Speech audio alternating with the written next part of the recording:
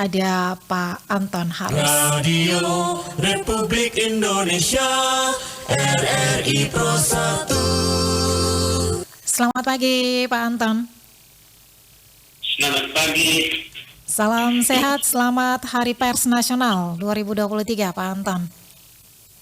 Terima kasih. Selamat pagi, salam sehat untuk rekan-rekan media di mana sudah berada, terutama rekan-rekan RRI yang kita sama-sama merayakan Hari Pers Nasional ke-77 tahun 2003. Iya, siap ya menjadi jurnalis dalam menyebarkan kebenaran. Seperti itu ya Pak Anton ya.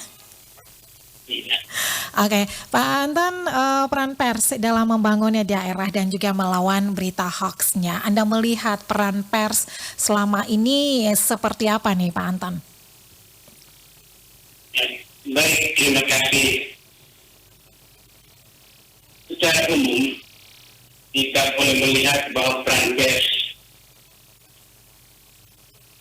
saat ini dalam membantu pemerintah mentransformasikan informasi pembangunan, menurut saya sudah sangat luar biasa.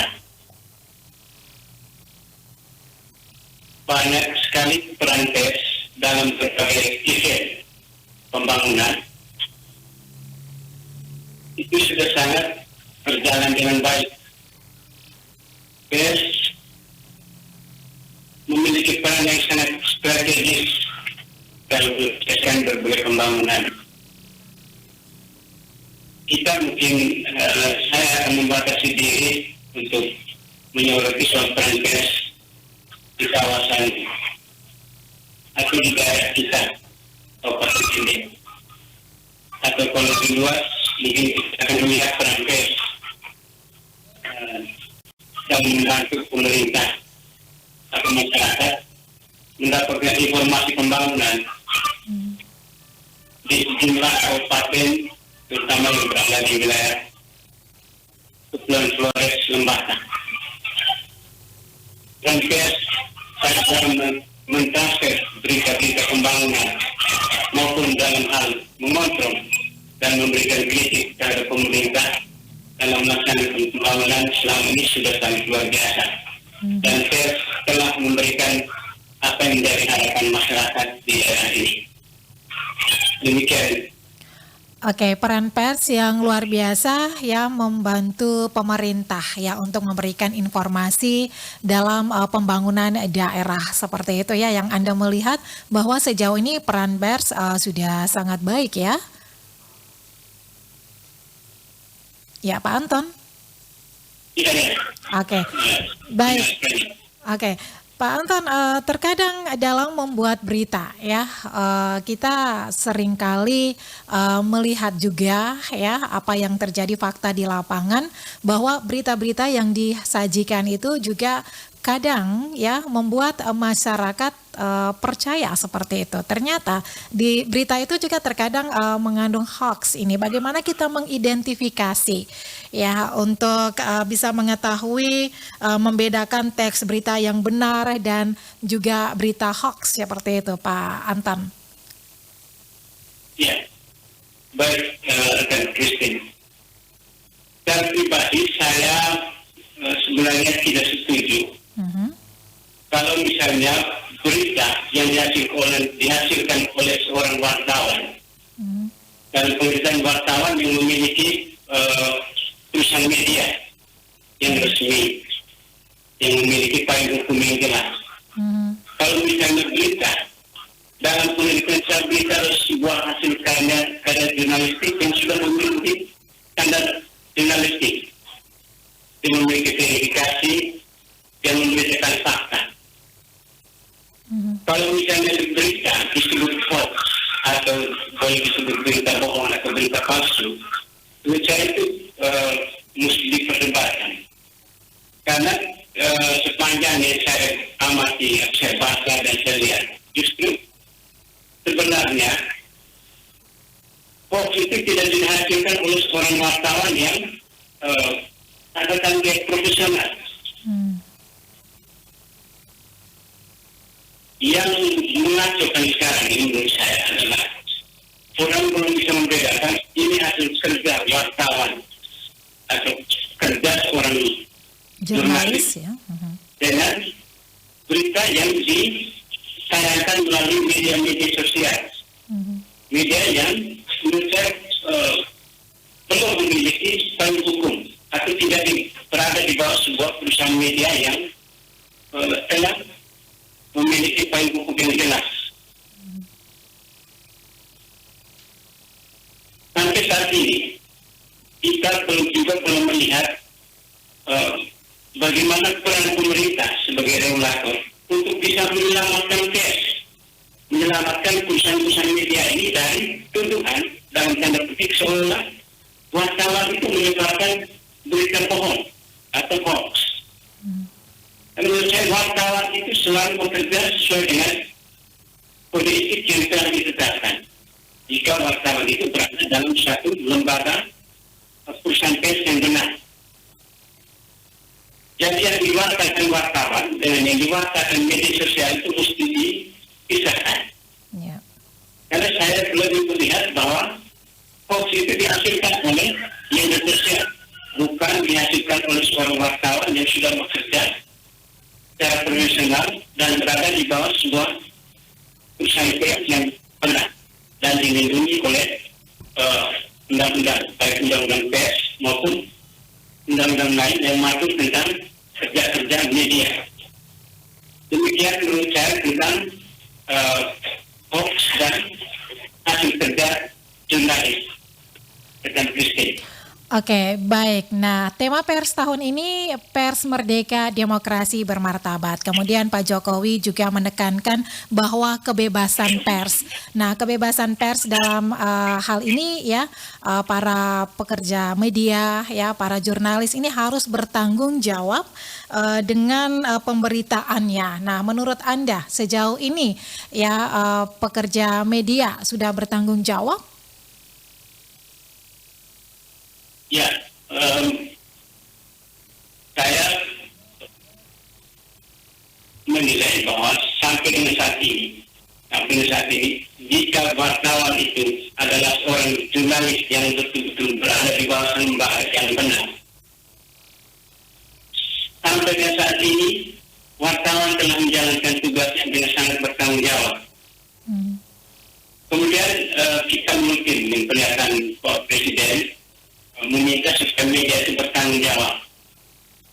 Ya, karena menurut Presiden sampai saat ini tidak ada yang kurang berkaitan dengan kebebasan pers. Saya boleh mengatakan pernyataan Presiden ini bisa dibenarkan karena semua media saat ini bisa menulis apa saja tanpa ada sensor ataupun pemberedelan. Media boleh menulis apa saja berkaitan dengan kegiatan jurnalistik di lapangan. Ada satu tuntutan itu adalah media mesti bertanggung jawab.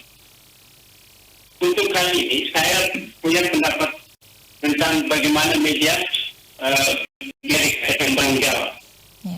Media bisa bertanggung jawab jika narasumber juga ikut bertanggung jawab di dalam.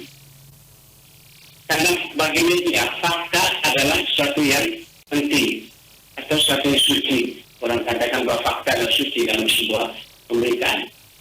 Untuk itu,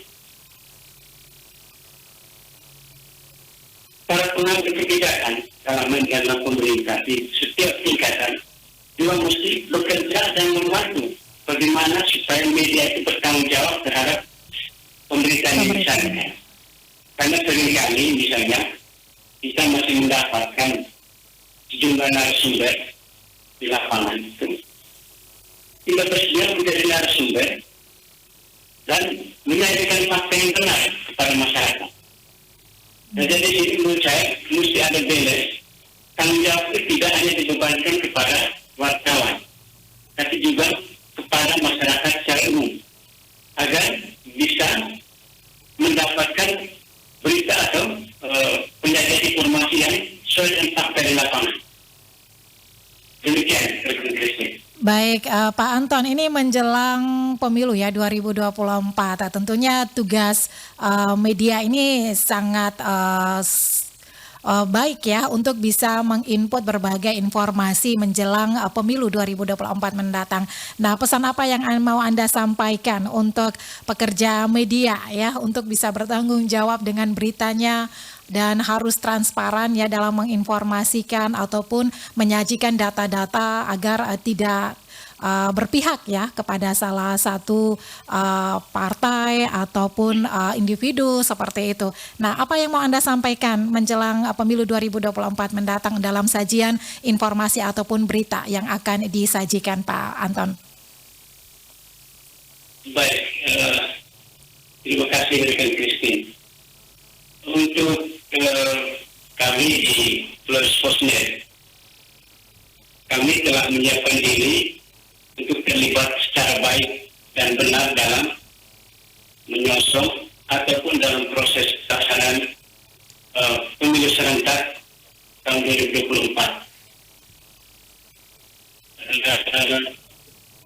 Wartawan Plus Posnet telah diingatkan untuk menyadari salah satu perannya sebagai pilar demokrasi keempat, legislatif, eksekutif, dan yudikatif.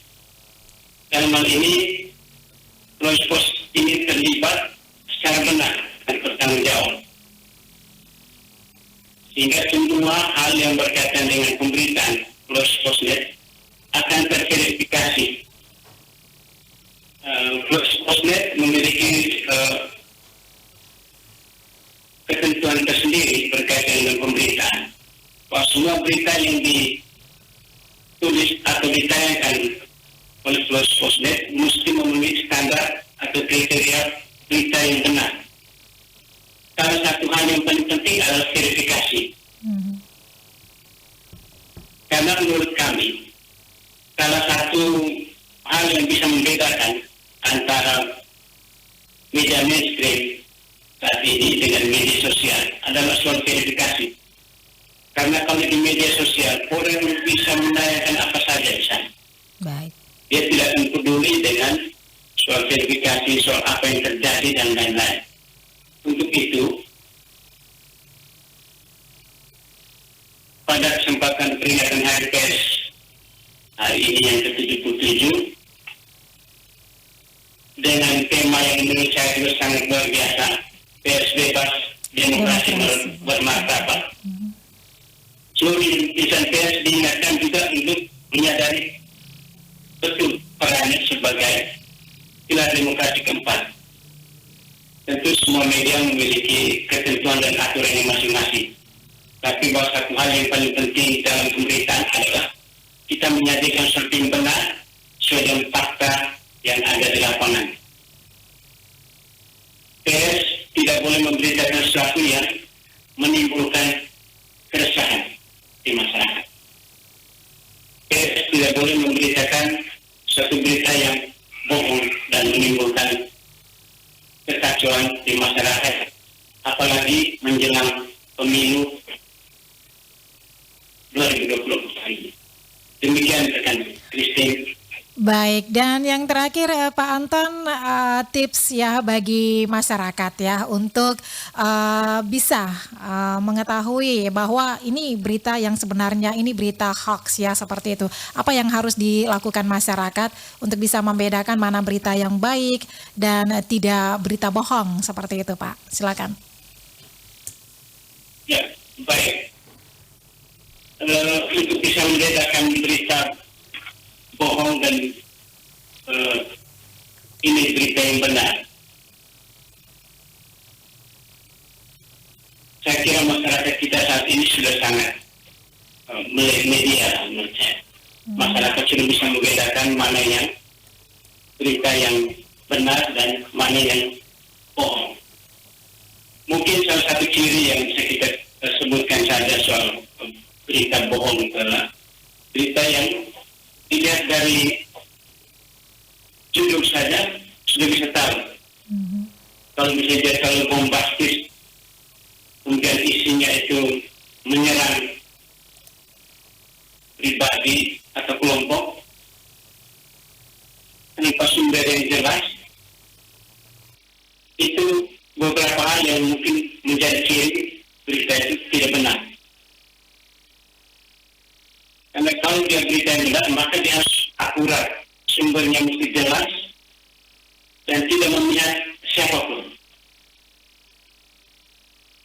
kalau berita itu palsu, hal-hal yang semacam ini pasti tidak akan kita temukan dalam paparannya ataupun apa yang disampaikan melalui pemberitaan. Demikian menurut saya. Baik, terima kasih Pak Anton Harus ya sudah berbagi informasi ya di Hari Pers ya, peran pers dalam membangun daerah dan juga melawan berita hoax. Sekali lagi selamat Hari Pers Nasional ya, mari kita bersama-sama menghargai jasa para wartawan dan juga jurnalis ya dalam menyebarkan berbagai informasi yang tentunya penuh dengan kebenaran seperti itu ya. Terima kasih Pak Anton. Terima kasih, selamat pagi dan selamat Hari Pers. Terima kasih, selamat pagi. Radio Republik Indonesia RRI Pro 1. Mereka berharap pengusutan kasus dugaan